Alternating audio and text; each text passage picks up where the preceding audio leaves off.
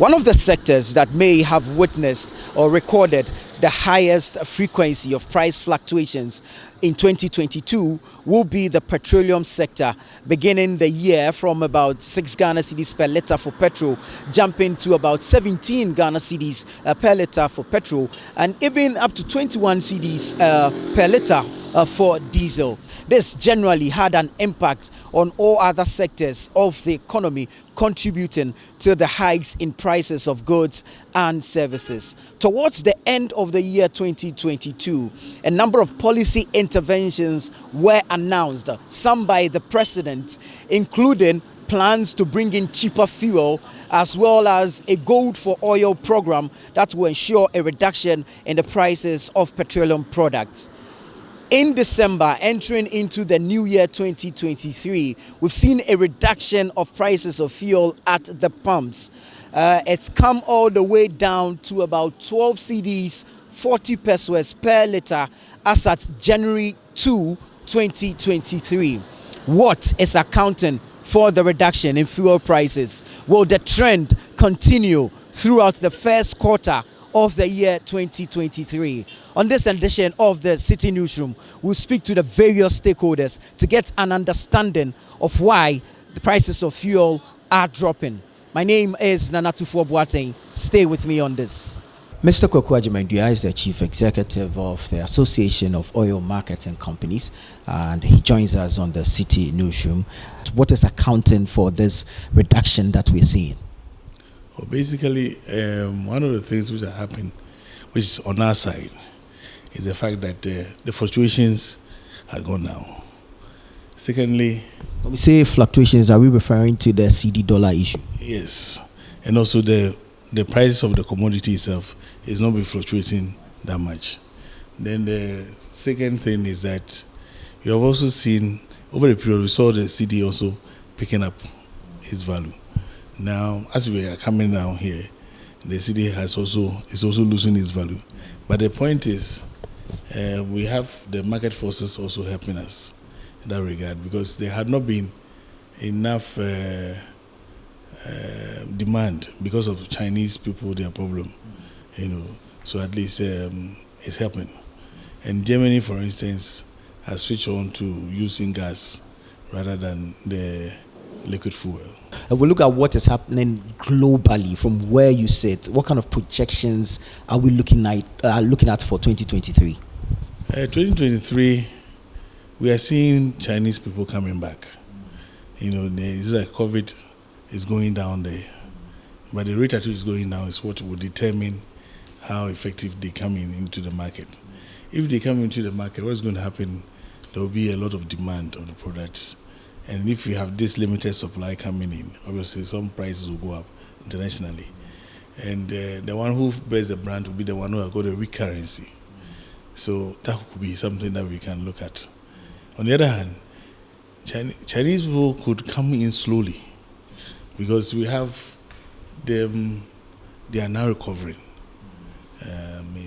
Just about last week, some 2 Chinese guys came to see me, and their prediction was that by the 6 months that they expect to fully recover from the COVID. So obviously, if we're going to have any high prices, it will be from, which is normal. Normally June, July, that we tend to have our highest peak. Good for oil. From where you sit, the feasibility of this on one side, and of course, as a business person in that field, the competition it will bring, how do you foresee all this playing out? Look, for us, Ghana, if we are doing the good for oil, it's going to have a modulating effect on the pricing. When it's a modulating effect, even if the pricing are just swinging, what is going to happen is that we'll have a modulating effect with the gold, because we'll have secured a place for our oil, which will be having a relationship with the gold that we send away. So it's not going to be jacketed around. So it's something that we have to all be watching for. The only thing that we have to do is make sure that the right framework is put in place. Thank you very much, sir. Kwaku Agyeman-Duah, Chief Executive of the Association of Oil Marketing Companies there. Let's bring you the perspective of consumers. Duncan Amwa is the Executive Secretary of the Chamber of Petroleum Consumers. Some OMCs are doing very good. I hate to continuously mention Star Oil because it looks as though they are quite price sensitive. However, even the bigger three that one would have expected to get reductions from, Goa just did about 1 cedi further on petrol and diesel. We would expect that around this time, Goa, Shell, Total, Allied is also doing very well already. But the bigger three, you would have expected to see around 10, 11. Unfortunately, what you have now is a 12.4 situation for petrol. We would continue to engage them and hope that they let the reductions reflect. The difference in pricing, however, is accounted for by those paying cash for products and then those also buying on credit. The bigger OMCs are not being as efficient as we would love to see them with their pricing. If you have Star currently doing 10.99, at least if it was even 11.9 for Goil, a 1 cedi gap, that would have meant something. But above 12, 12.4, clearly there's a bit more efficiency that we would need to see from, the Shell, Total, Goil pricing kind of range. We just began the first quarter of 2023. Should consumers still expect single-digit fuel prices by close of the first quarter? I'm afraid that is unlikely. The argument about the build-up itself, especially with respect to the tax components of the price build-up, really, can we touch it to ensure some level of sustainability? I still maintain that some of the taxes on your fuel prices do not need to be there at this point. Which ones? One that readily will come to mind is that one you call special. The Institute for Energy Securities predicted the reduction. We want to find out, as it is now, is this sustainable? When it comes to the oil market or the fuel market, it's quite fluid because the market, in terms of supply and pricing, key factors influence that. And depending on where the direction of these factors, it might have either a positive impact or negative impact for either producers or consumers. Yes, we've seen on the various billboards that prices have come down on account of reduction in international fuel prices and also the significant appreciation of the Ghanaian cedi against the important currency, the dollar. That's what we are seeing at the pump, though not so significant as we would have wished to see it. To say whether it's sustainable, we will have to look at a lot of factors outside the country and within the country. Outside the country, of course, it is the direction of fuel prices that will dictate, or crude oil. Many things are happening currently on the international market. We have the Europe embargo on Russia in terms of trying to ask its members not to patronize Russia's oil by sea. Yes, of course.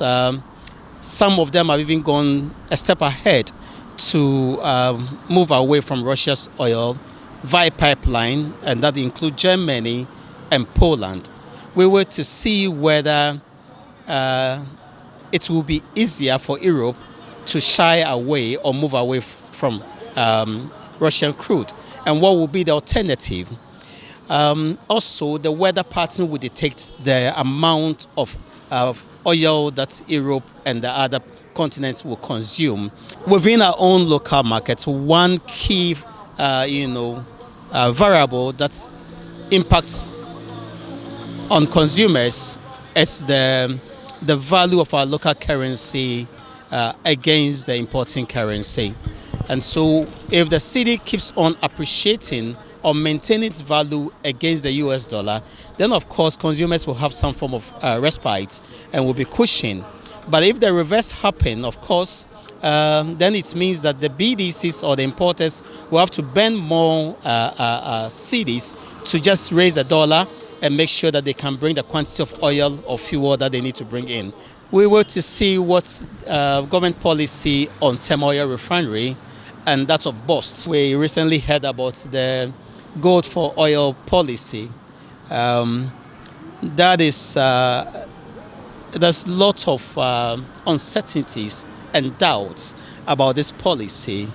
The Institute for Energy Security have been quite concerned about the route government is choosing, because we believe that if you are looking for a sustainable supply of fuel and also a reasonable price fuel for Ghanaians, then of course you must look within, because for God's sake, you are an oil producer. We are concerned about the barter arrangement. For every barter arrangement, somebody have to lose. You can't have equal for equal in a barter agreement. We are told that the first parcel may come in somewhere on the 10th, 12th, 13th of this month. This is just about 10 days away. So it tells me that the vessel have sailed. But then how much gold do we have today? And if the first vessel come, can we be assured that we'll have enough to do the next parcel? I'm sure you know that we spend more than 340 million a month to bring in the quantity, adequate quantity of fuel that we consume. And will government be able to raise that goal to the tune of 340 million a month? That's something that we need to look at if it's going to be sustained. Thank you very much, Nana Amoesi the 7th. Let's now speak to the Chamber of Bulk Oil Distribution. They are the actual importers of petroleum products into the country for their projections for the year 2023. And then we speak to the regulator, the National Petroleum Authority, on how the market is expected to behave in the year under review. Currently, the World Bank has projected a slow economic growth in 2023, indicating that demand for oil will most likely fall. Once such falls happens, then we can all anticipate that such demand would definitely correspond to pricing. And that we have situations in China, which is currently causing a lot of demand issues. And with China increasing its renewables by 15% in 2022, and if that's also to take a significant portion in their crude demand, then clearly 2023 prices will go a bit down because there wouldn't be that much importation from China. With the government initiative for good for oil, that will also somehow impact on the pricing and then also demand for forests in there. We need to look at strategically how best we can also position ourselves and collectively take advantage of government program or the government initiative so that we can also benefit collectively as a group and we don't allow maybe the smaller ones to suffer within the space. At the tail end of the year, we were a bit, our nerves were a bit high because we didn't know how, when those programs are, what quantity of products that are coming in through that. So we were a bit nervous, but I think once we got the chance to engage the ministry and then also MPA, we had a clear forecast as to what it is that we could do. And then also government initiative was not necessarily to push us out of the market, but also to allow us to also land our product. So basically,